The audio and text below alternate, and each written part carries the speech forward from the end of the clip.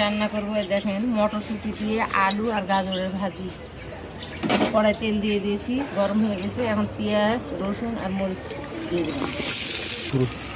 এটা পেঁয়াজ, কাঁচামরিচ, রসুন আমার লাল লাল হয়ে গেছে। আমি জিরা দেবো, গোটা জিরা দিলে ভাতের সেন্টটা বেশি ভালো হয়। এই তো মশলা সব লাল লাল হয়ে গেছে ভাজা। এখন ওদের ভাজি ঢেলে দেবো।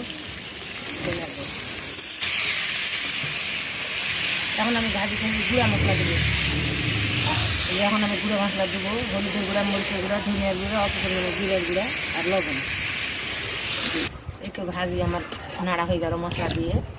এতে অল্প পরিমাণে পানি দিলেও হবে, না দিলেও হবে। ঢাকনা দিয়ে আস্তে আস্তে সিদ্ধ করতে হবে আর ভাজি করতে হবে। এই দেখো ভাজি লাল লাল হয়ে গেছে। দেখো চুলার ভাজি কত সুন্দর। এখন লাল লাল করে ভাজছি, সেই স্বাদ হয়ে গেছে একটা ভাজি দেখে মনে হয়।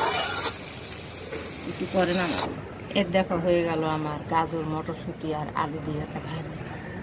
সেই সুন্দর হয়েছে না? সেই মজা হবে গরম গরম ভাজি।